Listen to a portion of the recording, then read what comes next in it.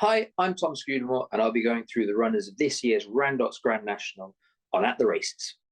Number one, any second now. Third 2 years ago, second last year, but he's going to find life a lot tougher, a year older and £8 higher. Number two, last year's winner, Noble Yeats, a fine fourth in this year's Gold Cup. He's going to run another big race. Number three, Galvin. A little bit below par so far this season. He's going to have to bounce back to some of last year's form to get competitive. Number four, Fury Road, a high-class operator over much shorter trips. Will it be too far for him? Number five, the Big Dog, tough, consistent, a standing dish in these staying chases. He will run a big race. Number six, Capodanno, could be a very interesting horse, pretty unexposed at this marathon trip. Seven, Delta Work, the dual Cheltenham Festival winner in the cross country, came up short last year when he finished third. To me, he's going to have to stay a lot better this time than he did last year. Number eight, Sam Brown, a high-quality operator on his day. He's going to be a big, big price, but if the rain comes, he's certainly not discounted. Number nine, Lifetime Ambition. Been running consistently well in some high-quality races. Will have to take a step forward if he's to complete Jesse Harrington's monopoly on these big races. Number 10, Carefully Selected. Been running pretty well this season, but he's a big price. 11, Cocoa Beach. Gave John Joe Neal Jr. a fine ride in this race for a long way last year. Bounced back to some sort of form last time. He could be a player. Number 12, Longhouse Poet. A good performance last time. It looks like he's been campaigned with this race in mind. For me, was too keen when he faded in this race last year. He's going to have to settle an awful lot better. 13, Galliard de Mille. Possibly a lucky winner last time at Cheltenham. Has had some high-quality form, especially when he was third in last year's Irish National, as well as some place grade one form to his name. I was slightly disappointed with how he won last time, but you know he'll get the trip. 14, Durasso. He's a big price, and he's a big price for a reason. 15, Lamailos, this season's Coral Gold Cup winner at Newbury. Slightly disappointing last time at Kelso, but his trainer says he'll strip a lot fitter this time. 16, Ascara 10. At one point was a big fancy for this race a couple of seasons ago, but he's flattered to deceive, and he'll be going off at long odds. 17, the Big Breakaway.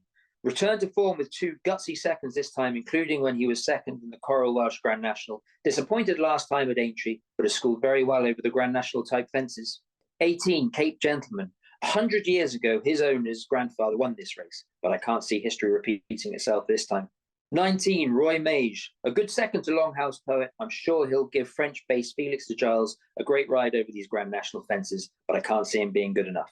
20, Diolkir. Nothing he's shown so far this season suggests to me that he's going to be in the shake-up, but miracles do happen in the Grand National. 21, A Wave of the Sea. 7 years old, only a young horse, but hasn't matched so far his form this season compared to earlier exploits. 22, Manila Trump. He certainly knows how to win. He's tough and consistent, but I can't see him being good enough on Saturday. But I'm sure he'll give Theo Gillard a great ride. 23, Vanilliere. He was a high-quality novice hurdler who didn't match that form to begin with over fences, but he certainly improved leaps and bounds so far this season. A lot more confident in his jumping. He's a player. 24, Velvet Elvis. His last few runs have been a big step in the right direction compared to his earlier efforts this season. I know a lot of people think he's one of the big each-way players. 25, Ain't That a Shame? A winner last time, and Rachel Blackmore's likely Grand National ride. She knows how to win the race. 26, Corach Rambler for Scotland. A dual winner at the Cheltenham Festival. If the handicapper could have his time again, he'd be giving him £10 more this time.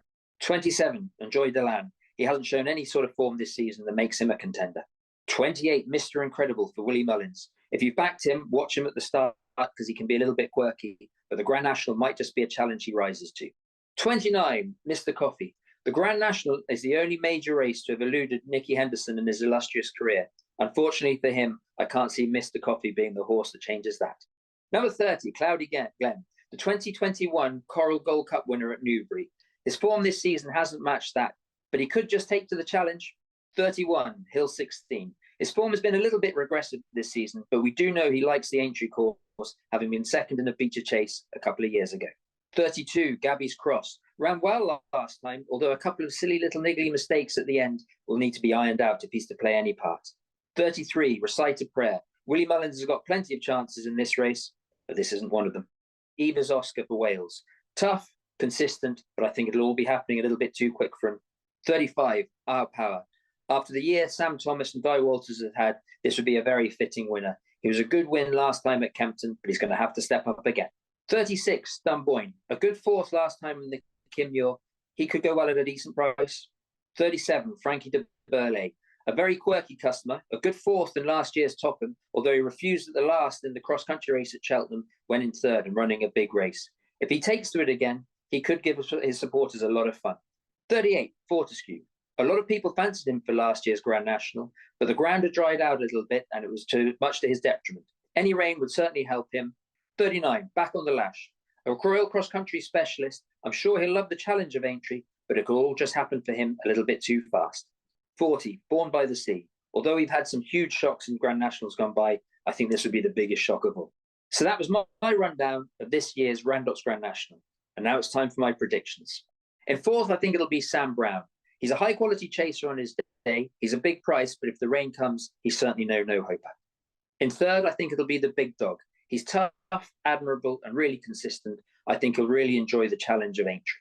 In second, I think will be last year's winner, Noble Yeats. It was a fantastic run to finish fourth in the Gold Cup. He's certainly a young horse, consistently on the upgrade, but I just think he's got too much weight this time around. And in first place, I think it'll be Corrick Rambler. Not just because of my father's connection with the horse, but for his fantastic win last time in the Ultimo, where he made it back-to-back wins in the Cheltenham Festival. If the handicapper could have his time again, he'd be £10 higher. He's versatile as regards to the ground, and he's intelligent enough to cope with the unique demands of Aintree. So those are my thoughts on this year's Randox Grand National. I hope you have a great time watching it, and I hope that I pointed you in the right direction.